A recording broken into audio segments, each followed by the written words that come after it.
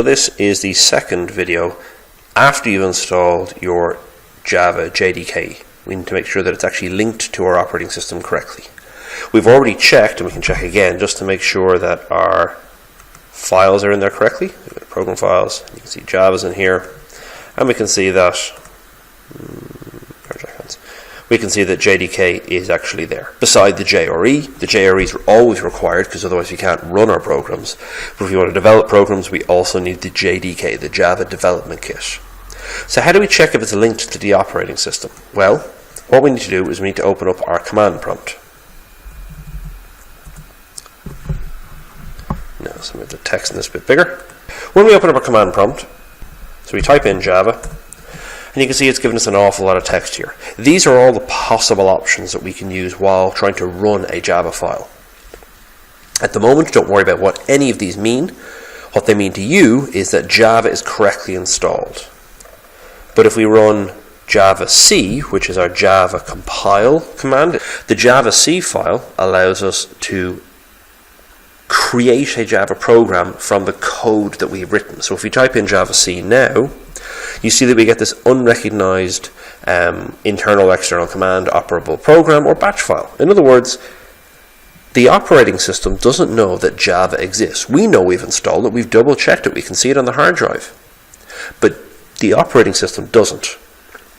So what we're going to do is we are going to correct that. So we are going to open up our File Explorer. We're going to go to C drive. We're going to go to Program Files. We're going to go to Java. We're going to go to JDK. So these are all the files involved in the installation of the Java Development Kit. We are going to go into the bin folder, and we are going to copy the contents there.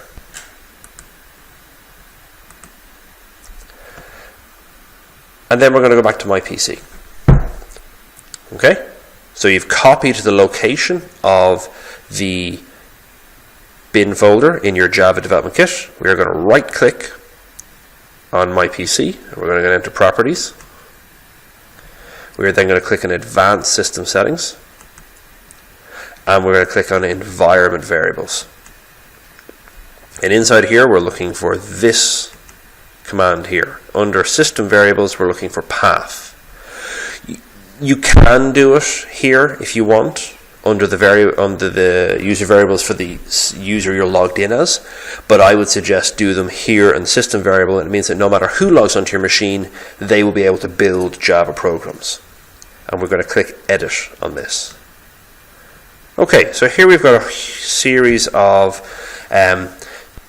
programs and files that have already been linked to our operating system. Well, we're going to add a new one, and we're just going to paste in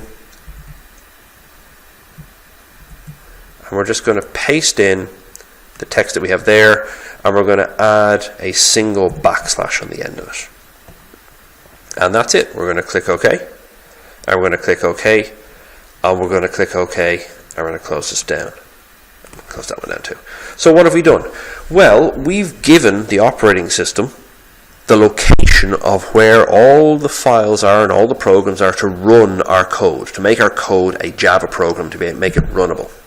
So now when I type in the javac command, so what happened there was I have linked it in my operating system, but I did not restart my command prompt, so I need to shut that down. I need to go here, and now if I type in javac, now I get my list of options that I can use. We're not going to use any of these options in first year, but if you see this big volume of text been pumped out, we have verified that not only has Java been installed correctly, that we have our JDK installed correctly, and that everything is linked to the operating system. This means that we are ready to start developing programs and testing them to see are they doing the jobs we want them to do. Please note that this is a specific task we need to do for a Windows installation, whether it's 32-bit or 64-bit. If you have a Linux machine, or if you're running a version of OS X, you will not have to do this. They generally configure this stuff by default, however Windows doesn't. Please check back into the next video, where we will be dealing with installing our development environment, Notepad++, and getting our first Java program up and running.